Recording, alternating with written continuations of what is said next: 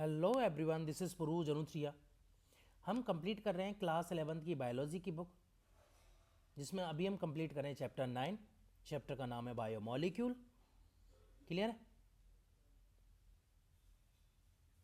तो बायोमॉलिक्यूल में हम जो है यहाँ तक एंजाइम द्वारा जो है वो हाई रेट से किस तरीके से रासायनिक उत्पाद बनते हैं, वो किस तरीके से अभिक्रिया को जो है उत्प्रेरित करता है, उसके बारे तक हमने बात कर ली थी। आज हम बात करने वाले हैं एंजाइम क्रिया की प्रकृति के बारे में, कि एंजाइम जो क्रिया होती है उसकी प्रकृति कैसे होती है।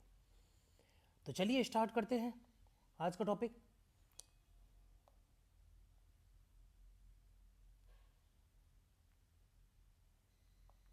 एंजाइम क्रिया की प्रकृति। प्रत्येक एंजाइम यानी कि ई के अणु में क्या होता है? क्रियादार बंधन स्थल होता है, यानी सबस्ट्रेट बाइंडिंग साइट होती है। कोई भी एंजाइम अणु हो, उस एंजाइम अणु में क्रियादार बंधन स्थल यानी सबस्ट्रेट बाइंडिंग साइट मिलेगी ही मिलेगी, जो क्या करता है? क्रियादार से बंध करके सक्रिय एंजाइम क्रियादर स्तर यानी कि एंजाइम सबस्ट्रेट जो सम्मिश्र बनाता है। भाई सबस्ट्रेट बाइंडिंग साइट क्या करेगी? उससे क्रियादार जुड़ जाएगा। जैसे क्रियादार जुड़ जाएगा तो क्या बनेगा? सक्रिय एंजाइम क्रियादार सम्मिश्र बन जाएगा, एक कॉम्प्लेक्स बन जाएगा। यह सम्मिश्र अल्पावधि का होता है, यानी बहुत कम टाइम के लिए बनता है, जो उत्पाद एवं अपरिवर्तित एंजाइम में विघटित हो जाता है। जो किसमें विघटित हो जाएगा? एक तो उत्पाद में विघटित हो जाएगा, उत्पाद में मतलब कन्वर्ट हो जाएगा, और अपरिवर्तित एंजाइम में विघटित हो जाता है। इसके पूर्व मध्यावस्था के रूप में क्या करता है? एंजाइम उत्पाद जटिल का निर्माण होता है, यानी एंजाइम प्रोडक्ट कॉम्प्लेक्स का निर्माण होता है।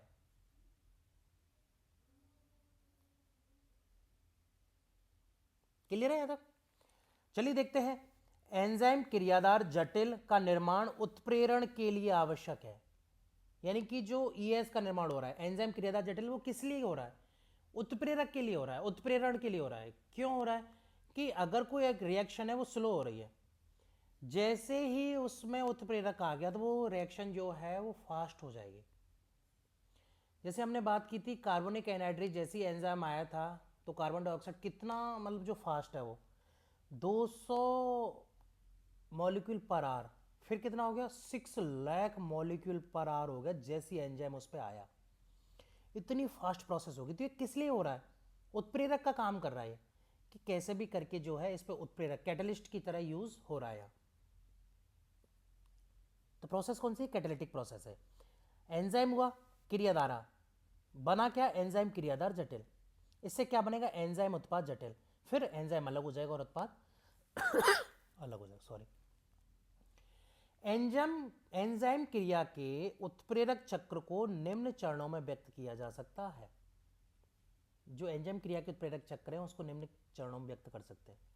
पहला, सर्वाधिक सर्वप्रथम क्रियादार सक्रिय स्थल में व्यवस्थित होकर एंजाइम के सक्रिय स्थल से बंध जाता है। सबसे पहले क्या होगा? क्रियादार जो होगा सक्रिय स्थल में व्यवस्थित होकर क्या करेगा? एंजाइम के सक्रिय स्थल से बन जाएगा। यानी ये बनेगा ना, क्रियादार बंधन स्थल से जुड़ेगा और सक्रिय एंजाइम क्रियादार सम्मिश्रण बनाएगा। बंधने वाला क्रियादार एंजाइम के आकार में इस प्रकार से बदलाव लाता है कि क्रियादार एंजाइम से मजबूती से बंध जाता है। तो जो क्रियादार बंधेगा वो क्या करेगा? एंजाइम के आकार में एक ऐसा बदलाव लाएगा जो क्रियादार एंजाइम से मजबूती से बंध जाता है। क्लियर? तीसरा चरण क्या है? एंजाइम का सक्रिय स्थल अब क्रियादार के काफी समीप होता है, जिसके परिणाम स्वरूप क्रियादार के रासायनिक बंध टूट जाते हैं और नए एंजाइम उत्पाद जटिल का निर्माण होता है। भाई क्रियादार के काफी पास आ गए, उसके परिणाम स्वरूप क्या होगा? क्रियादार के रासायनिक बंध टूट जाएंगे और एंजाइम उत्पाद जटिल का निर्माण हो जाएगा। एंजाइम नवनिर्मित उत्पाद को अवमुक्त करता है।